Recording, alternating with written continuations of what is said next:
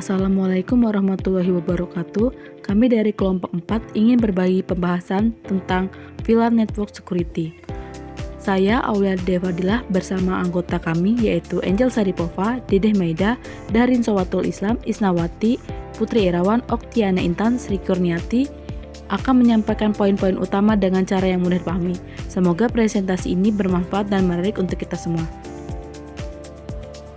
Perkenalkan, nama saya Sri Kurniati dengan NIM 14022000018. Di sini saya akan menjelaskan pengertian VLAN Networking Security.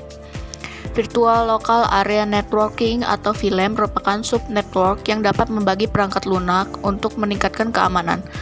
Hanya pengguna dalam VLAN yang dapat melakukan akses komunikasi dengan penentuan keanggotaan. LAN ini dapat menghubungkan sekelompok komputer dan perangkat terkait server melalui kabel lokasi fisik secara bersamaan. VLAN atau Virtual Local Area Network adalah sub-network yang dapat mengelompokkan sekumpulan perangkat pada jaringan area lokal fisik LAN yang terpisah. Virtual Local Area Network ini juga bisa dikarenakan pengelompokan logis perangkat dalam domain siaran yang sama. VLAN memudahkan administrator jaringan untuk mempartisipasi jaringan tunggal yang diaktifkan agar sesuai dengan persyaratan fungsional dan keamanan sistem mereka tanpa harus menjalankan kabel baru atau membuat perubahan besar dalam infrastruktur jaringan mereka saat ini. Virtual Local Area Network ini lebih cenderung fleksibel dikarenakan didasarkan pada koneksi logis dan bukan fisik. Tujuan dalam Virtual Local Network adalah kumpulan perangkat atau node jaringan yang berkomunikasi satu sama lain seolah-olah mereka membentuk satu sama LAN. Ini berarti bahwa ketika sebuah workstation menyiarkan paket, mereka mencapai semua workstation lain di Virtual Local Area Network tetapi tidak ada di luarnya. Virtual Local Area Network ini disederhanakan banyaknya komplikasi potensial yang disebabkan oleh LAN, termaksudnya lalu lintas jaringan yang berlebihan dan tabrakannya ketika dua workstation mengirim paket data pada saat yang sama pada LAN yang terhubung melalui hub. Data bertabrakan dan tidak terkirimnya dengan benar. Virtual Local Area Network ini dapat mengurangi insiden tabrakan dan mengurangi jumlah sumber daya jaringan yang terbuang dengan bertindak sebagai segmen LAN. Paket data yang dikirim dari workstation di segmen transfer oleh jembatan atau switch. Hal ini tidak dikatakan meneruskan tabrakan tetapi akan mengirim siaran ke setiap perangkat jaringan. Saya, Putri Irawan, akan menjelaskan tentang jenis-jenis VLAN. 1. Default VLAN. Secara otomatis tersedia pada switch saat diaktifkan. Semua port terhubung ke VLAN ini tidak dapat diubah atau dihapus. Yang kedua, data VLAN. Dirancang untuk mengangkut data pengguna, memisahkan traffic data dari jaringan lain. Yang ketiga, Voice VLAN. Khusus untuk traffic suara atau VoIP, memberikan prioritas tinggi. Yang keempat, manajemen VLAN. Digunakan untuk mengelola perangkat jaringan, memungkinkan akses jarak jauh bagi administrator. Yang kelima, native VLAN, mengidentifikasi traffic yang tidak memiliki tag pada link trunk yang menghubungkan switch, memungkinkan komunikasi dengan perangkat yang tidak mendukung VLAN. Yang keenam, port-based VLAN, mengatur port pada switch agar menjadi anggota dari satu VLAN, di mana setiap port hanya dapat terhubung ke satu VLAN. Saya Angel Saripova dengan NIM 140222000015 menjelaskan tentang mekanisme VLAN. Mekanisme VLAN ada 3.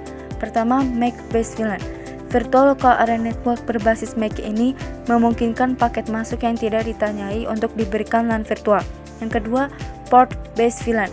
Virtual Local Area Network berbasis POS yang mengelompokkan jaringan area lokal virtual berdasarkan port, yang dimana port switch ini dapat dikonfigurasi secara manual ke anggota VLAN yang lain, dan perangkat yang terhubung akan menjadi milik domain siaran yang sama karena semua port lain konfigurasi dengan Virtual Local Area Network yang serupa. Ketiga, Protocol Based VLAN. Jenis Virtual Local Area Network ini memproses lalu lintas berdasarkan protokol yang dapat digunakan untuk menentukan kriteria penyaringan untuk tag yang merupakan paket yang tidak ditandai. Saya Isnawati, di sini saya akan menjelaskan tentang cara kerja VLAN. VLAN menghubungkan semua perangkat komputer dalam lebih dari satu LAN. VLAN menyediakan akses tautan data ke semua host komputer yang terhubung ke switch dan diberi ID yang sama. VLAN membuat domain broadcast-nya sendiri, memisahkan jaringan fisik yang ada menjadi beberapa jaringan logis. Server VLAN mengatur bagaimana lalu lintas komunikasi berjalan. Switch memastikan kemana data akan pergi dan proses selanjutnya dilakukan seperti LAN pada biasanya. Nama saya Okten Intan, saya akan menjelaskan tentang manfaat dan keunggulan. Manfaat yang pertama, mengisolasi data sensitif, membatasi lalu lintas siaran, membatasi akses ke sumber daya jaringan, mengontrol akses ke jaringan, mengoptimalkan kinerja jaringan, menghemat biaya, dan memudahkan manajemen jaringan. Selanjutnya keunggulan. Keunggulan yang pertama, penggunaan VLAN memberikan administrator kemampuan untuk menambahkan lapisan keamanan ekstra dalam komunikasi jaringan. Yang kedua, menurunkan lalu lintas yang tidak perlu. VLAN dapat meningkatkan performa keseluruhan jaringan. Yang ketiga, VLAN memungkinkan pengelompokan atau konfigurasi perangkat berdasarkan fungsi atau departemen tanpa terikat pada lokasi fisik sehingga mempermudah manajemen dan pemecahan masalah. Yang keempat, VLAN juga memungkinkan penambahan atau pengurangan host sesuai kebutuhan tanpa harus mengubah pengaturan fisik, membuat dan mendukung ekspansi jaringan. Yang terakhir, dengan menciptakan domain siaran, VLAN dapat mengurangi kebutuhan akan router yang mahal, yang pada gilirannya menghasilkan penghematan biaya yang signifikan. Saya Dede Meida dari kelompok 4 akan menjelaskan tentang keanggotaan VLAN dan link VLAN. Yang pertama, keanggotaan VLAN. Di sini ada static VLAN, port-based VLAN. Keanggotaan VLAN ditentukan berdasarkan port pada switch. Setiap port dikonfigurasi secara manual untuk menjadi bagian dari VLAN tertentu. Keanggotaan. Metode ini lebih aman karena administrator jaringan memiliki kontrol penuh atas port yang terhubung ke VLAN tertentu. Selanjutnya ada dynamic VLAN. Keanggotaan VLAN ditentukan secara otomatis berdasarkan atribut perangkat, seperti alamat MAC, protokol jaringan, nomor VLAN yang diminta oleh perangkat.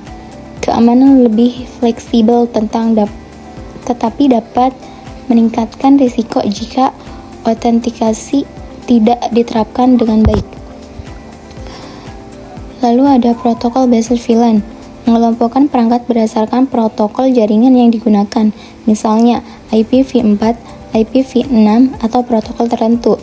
Keamanan berguna untuk memisahkan lalu lintas aplikasi tertentu, tetapi perlu tambahan kontrol untuk mencegah eksploitasi protokol. Yang terakhir ada MAC-based VLAN. Perangkat dikategorikan ke VLAN berdasarkan alamat MAC mereka. Keamanan risiko dapat meningkat jika alamat MAC dipalsukan, MAC spoofing. Yang kedua ada link VLAN. Yang pertama ada access link. Link ini hanya membawa data dari satu VLAN, biasanya digunakan untuk menghubungkan end device, komputer atau printer. Yang kedua ada trunk link. Link ini membawa data dari beberapa VLAN, menggunakan protokol seperti IHH 8021Q untuk menandai tagging data dari VLAN mana lalu lintas berasal. Saya dari Soto Islam. Di sini saya akan memberikan salah satu contoh kasus dari penggunaan VLAN. Ada sebuah perusahaan kecil yang memiliki 3 departemen, HR, Finance, dan IT. Setiap departemen membutuhkan akses jaringan yang terpisah untuk melindungi data sensitif mereka. Dengan data HR seperti informasi karyawan harus dirahasiakan dari departemen lain, Departemen Finance menangani data keuangan yang sensitif dan tidak boleh diakses oleh HR ataupun IT. Departemen IT memerlukan akses lebih luas tetapi tidak boleh mengganggu atau mengakses data sensitif dari HR ataupun Finance. Penerapan VLAN-nya yaitu konfigurasi VLAN. Seperti ada VLAN 10 untuk HR, VLAN 20 untuk Finance, dan VLAN 30 untuk IT. Dari situ dapat dilihat manfaat VLAN, yaitu setiap VLAN diatur untuk beroperasi sebagai jaringan virtual terpisah. Perangkat HR, Finance, dan IT hanya dapat berkomunikasi dalam VLAN-nya masing-masing. Jika seorang karyawan HR terhubung ke jaringan, mereka hanya dapat mengakses sumber daya di VLAN 10 tersebut.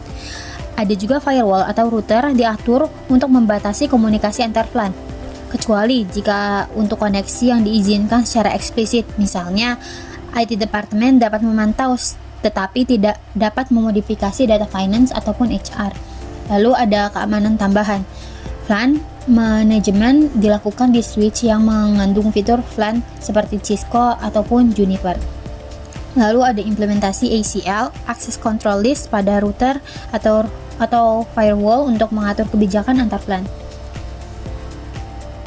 Dari contoh kasus tersebut akan dihasilkan yang pertama, ada isolasi data.